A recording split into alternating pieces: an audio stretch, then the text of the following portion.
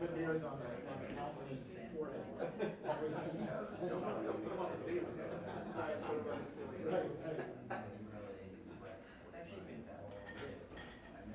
He didn't commit.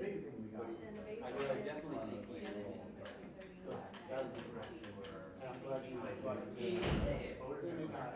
You know, let's they can do stuff as well. I price control.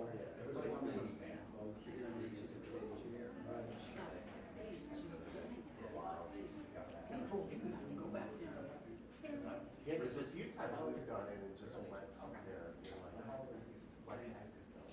Okay, we go. I'm sure. You have a whole lot of council people go. Because they can choose to go one. We've seen, you know, what yes, they have. But she knows that I did. I wrote it and two managers. No, yeah,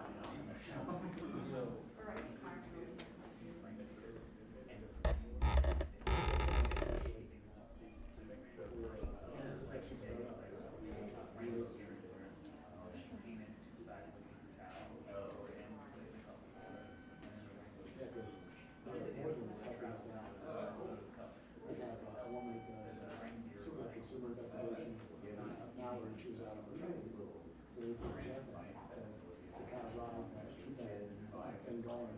She's back. So, and Jeff doesn't know That's like only. so I would have that. I think it's fun. We had to get an escort to show us how to get us. I mean, to our office. Right. You can get in the building. Now these aren't in the cave itself. In the back, like in the stairs. No. Where's the offices that's right there. But you can't go to the shoe shop. Right. Don't know how long. Is the elevator? Correct. It's a whole. Oh, that's right. You can't even take care of it. I know, but I didn't see it. No, behind. There's a picture there from the sun remodeling. Oh, yeah. It's limiting passengers. That's where we used to walk in and get to our office. All right, so, yeah, that's a good way to keep It's fine. We have to know. It's so unsafe. Yeah. So I had my. Oh, yours? Yeah. So they keep it updated.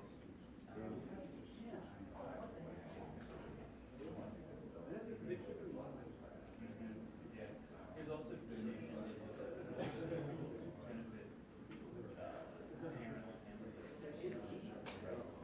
That's why they're doing a lot of stuff that we fundraisers in the South Pole. So I think a lot of stuff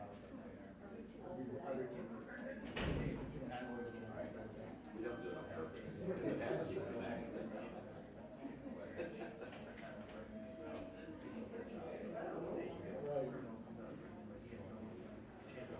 Oh, you come work here. And then, as long as all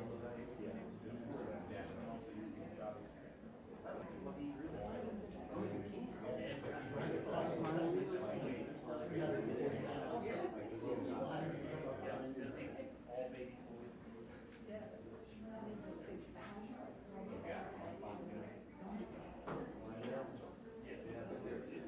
I remember seeing a lady in the You had me.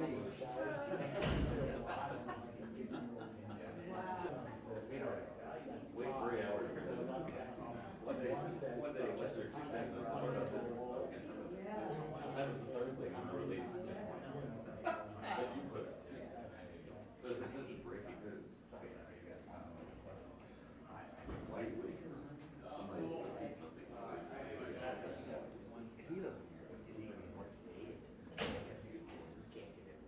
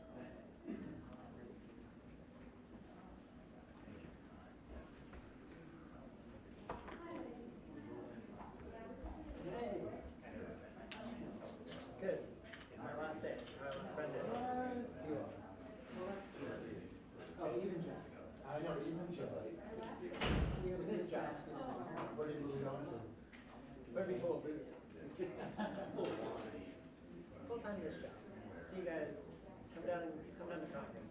On lunch too. Well, they got a the coldest chicken salad you ever had. You guys all get up on Saturday night? Yeah.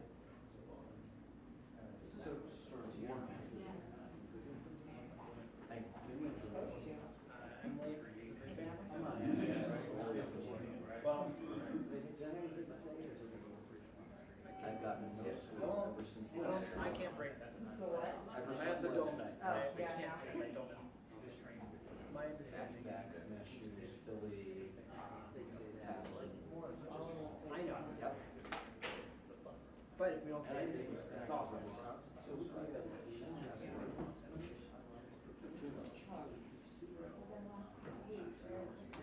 Right.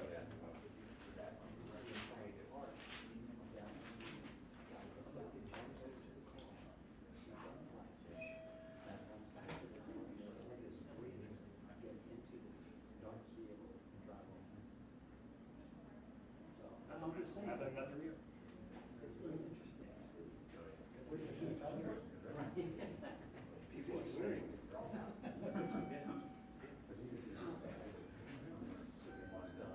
People are saying.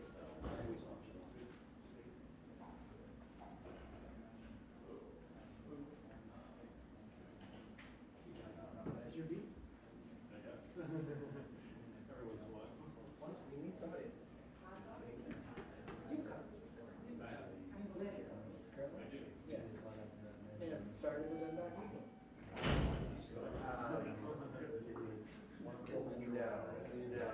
I think it's perfect. Never giving you all the stories either.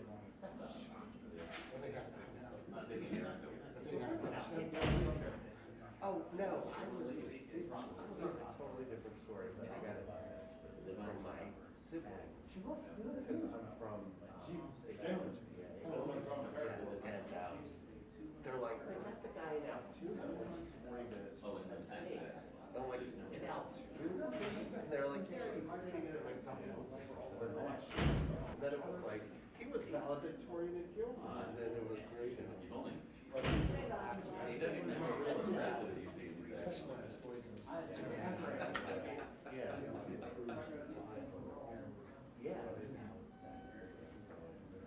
Yeah.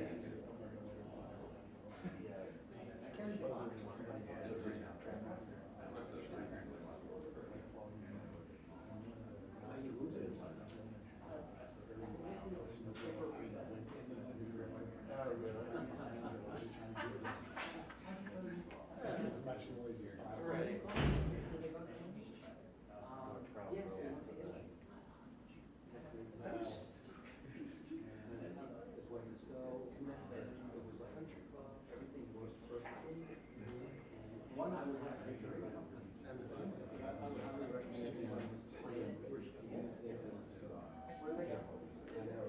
All they did is hate me. Oh, that's right. Nice background. One day, it was just, I don't really like women. This one really was. Honestly. Anybody out here? Just want to give everybody a 5-minute warning. Everybody can be down here in about 5 minutes. Okay. Thank you. Yep. 5 minutes. Married life. Congratulations. We got married on my anniversary. Nothing changed. She got my whole church. Very excited. Just have to be with this jazz. Does she have to do anything?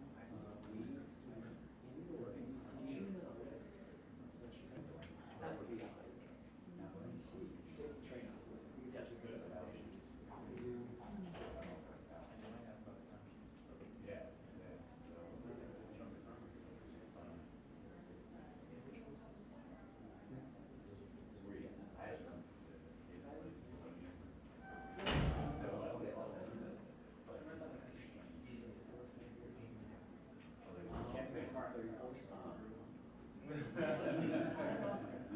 I heard something.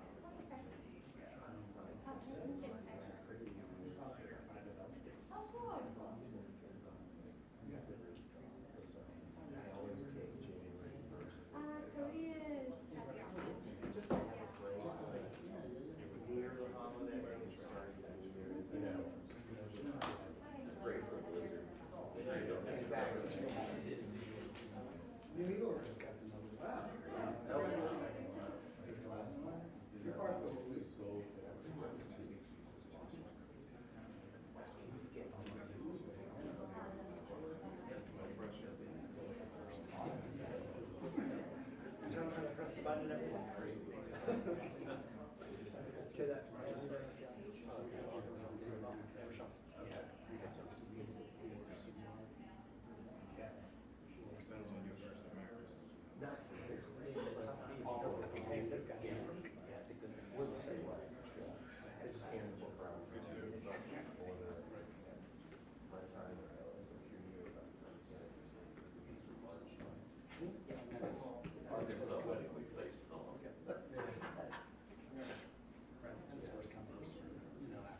I was talking to my sibling the other night.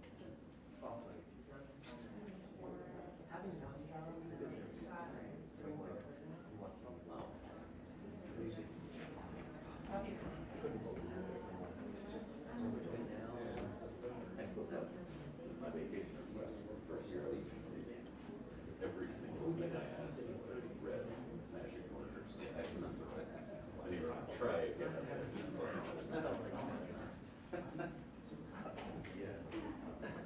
So,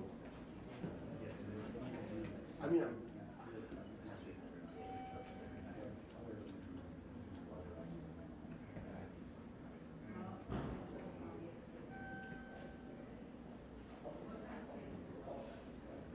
and they gave me that. They do it every year. And I always take the day before Thanksgiving because it's impossible to get Friday night. So I take 2 days.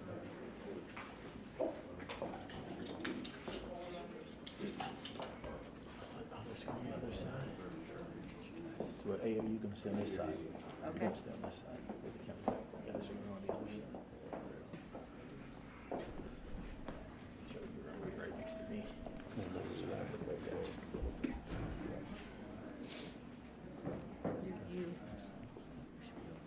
Slide him over in there. You go here.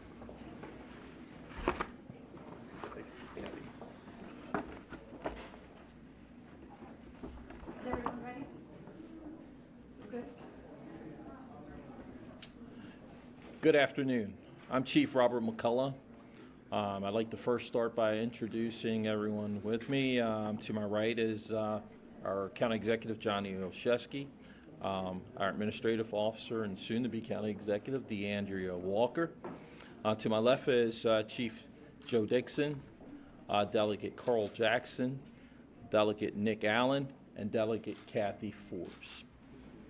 I want to begin by thanking all of our officers and detectives who work tirelessly to make Baltimore County a safer are to be commended. I'd like to first recap our timeline from last night. As I shared last night around 7:15, it was actually specifically 7:12 p.m., there were multiple callers to 911 reporting shots fired in the area of White Oak and Loch Raven Boulevard. That's the 8500 block of Loch Raven Boulevard, that area. Simultaneously, there were also calls regarding a car on fire, which resulted in the fire department's response. Upon arrival, officers found a vehicle fully engulfed in flames and several individuals suffering from apparent gunshot wounds. One person located near the vehicle was pronounced deceased on the scene. 9 other people were located outside the vehicle, the majority suffering from gunshot wounds. At this time, detectives believe that all 10 individuals were inside the vehicle at the time of the shooting and the subsequent crash. One of the 10 victims was pronounced deceased on the scene. 8 people suffered from gunshot wounds. The injuries sustained by the 10th victim do not appear to be associated with the gunshot wound. All 9 victims were transported to trauma centers here locally. At this time, one of the 9 victims has been released. The victims are between the ages of 14 and 27 years of age. 2 of the injured are females. The deceased has been identified as 26-year-old Charles Graham, Jr. of Baltimore City. A breakdown of their ages has been emailed out and posted online. At this time, the search for those responsible continues. Last night there was a question about the Blessing homicide and the funeral. The Andrew Blessing homicide occurred not far from yesterday's shooting. And it's an ongoing investigation. Nothing has been ruled out. We are taking a look at all serious crimes that have occurred in that area. There was also a question about retaliation. Right now, we're taking and considering the whole situation in terms of retaliation and dealing with that. We will have additional marked patrol units, our Eastern Community Action Team officers, our outreach officers, and our other detectives and undercover. And we have requested additional patrol presence from troopers from the Golden Ring Barrack. Our message to our homeowners: we are here for you. Some of the resources that have been deployed will be easy to spot, others won't be, and that's by design. We will have our resources out there in the community continuously working. The Precinct 6 Captain, Captain Craig Schroeder, is here, and he's assured me that they will have around-the-clock coverage to cover that community over there.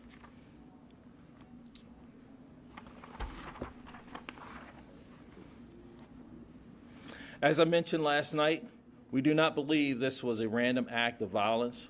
While the individual or individuals responsible have not been apprehended yet, we remain vigilant and additional resources have been deployed. I would urge everyone to be vigilant. If you see something, please call 911. If you have additional information about this crime, we're asking you to call 410-887-4636. That's 410-887-INFO.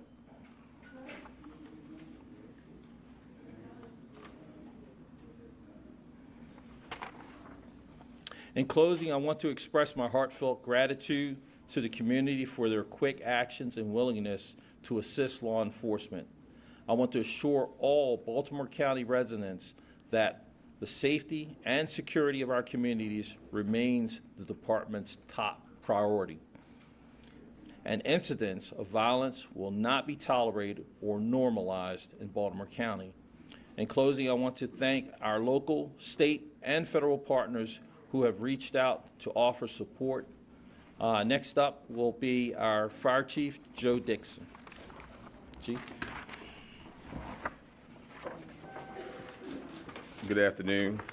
As mentioned, I'm Joe Dixon, Fire Chief of Baltimore County Fire Department.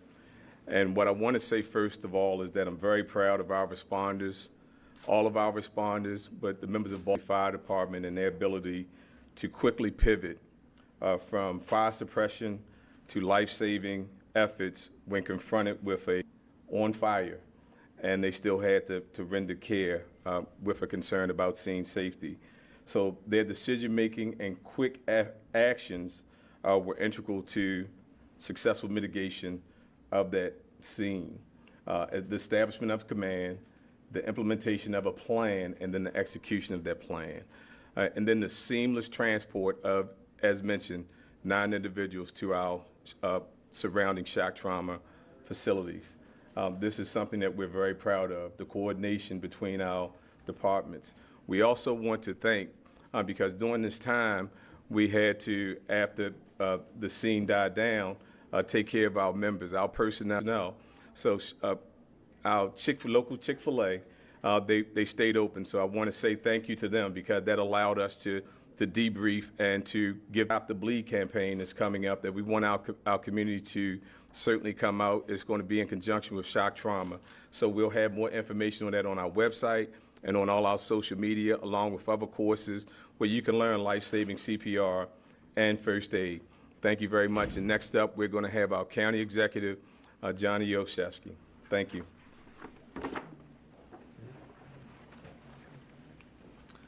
Thank you, Chief. Good afternoon to all. I'll first begin just by echoing my appreciation to the men and women of our fire and police departments for the incredible work that they have done and continue to do under the direction and leadership of Chief McCullough and Chief Dixon. We know that some of our first responders have been working literally around the clock on this case. And I want to assure the public what the chief has said, what Chief McCullough has said, that we are fully committed to ensuring that we bring those who committed this act to justice. Have every confidence in the ability of the men and women of the police department to do just that. And so in addition to myself, both chiefs, County Administrative Officer Walker, our partners in state government who've been acknowledged, as well as our partners in local government, like Councilman Mike Ertel, who joined us last night, and Councilman Julian Jones, who's with us today.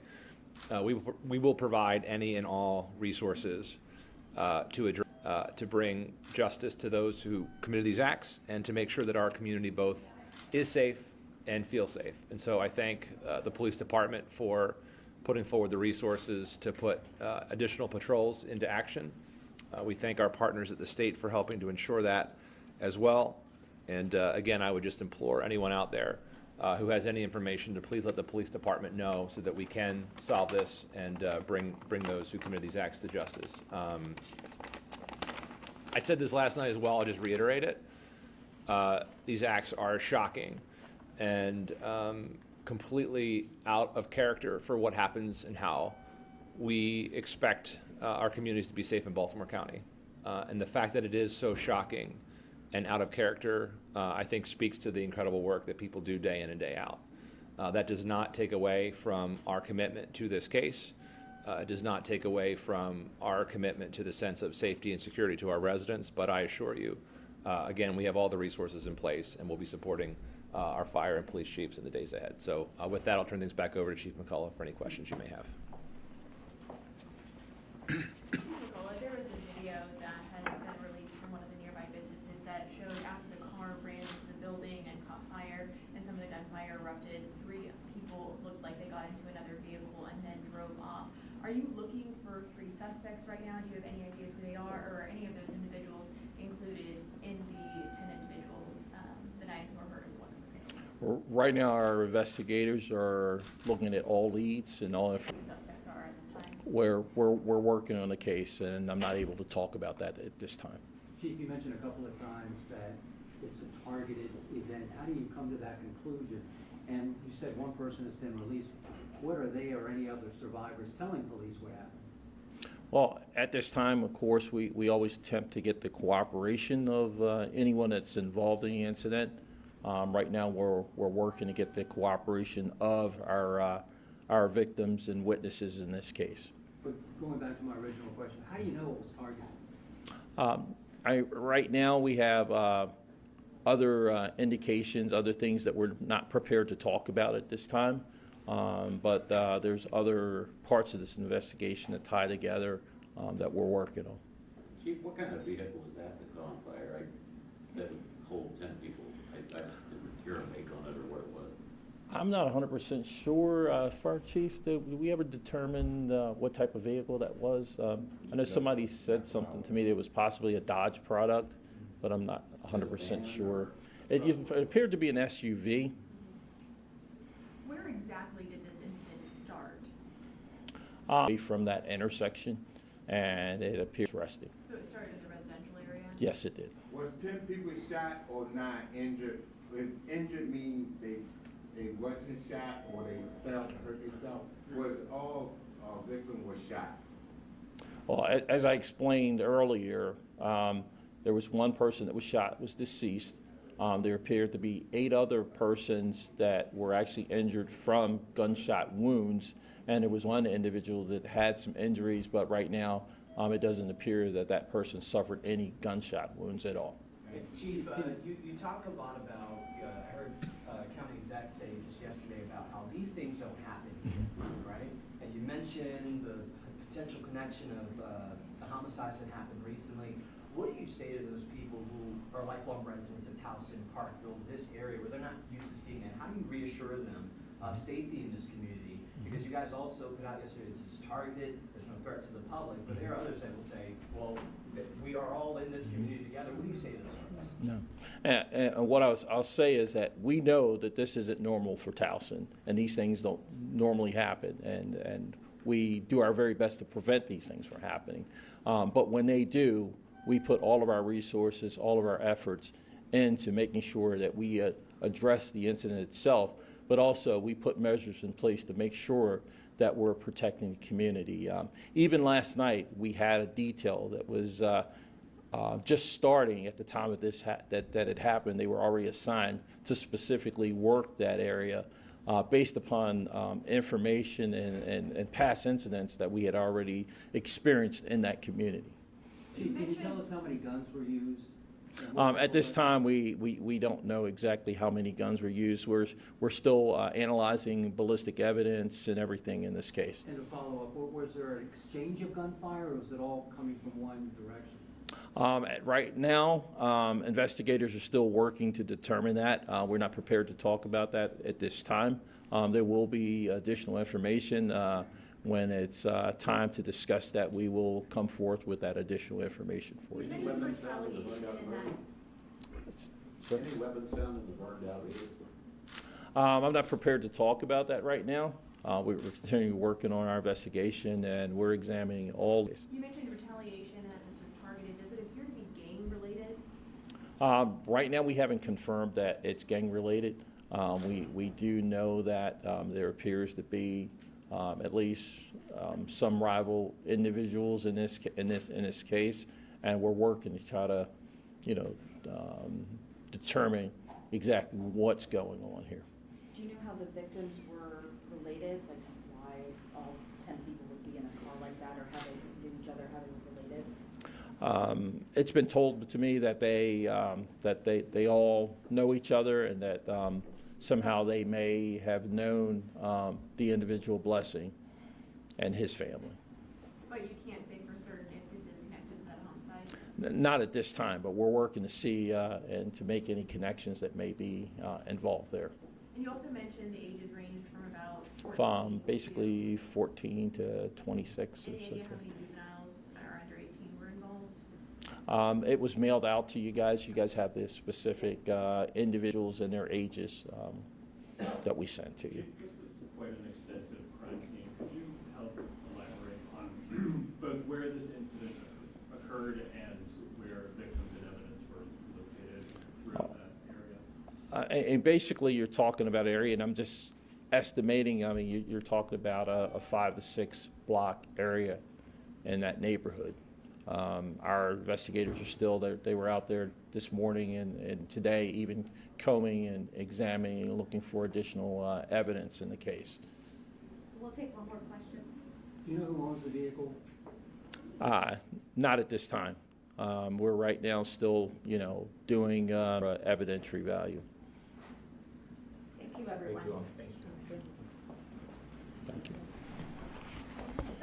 Thank you, boss. Thank you.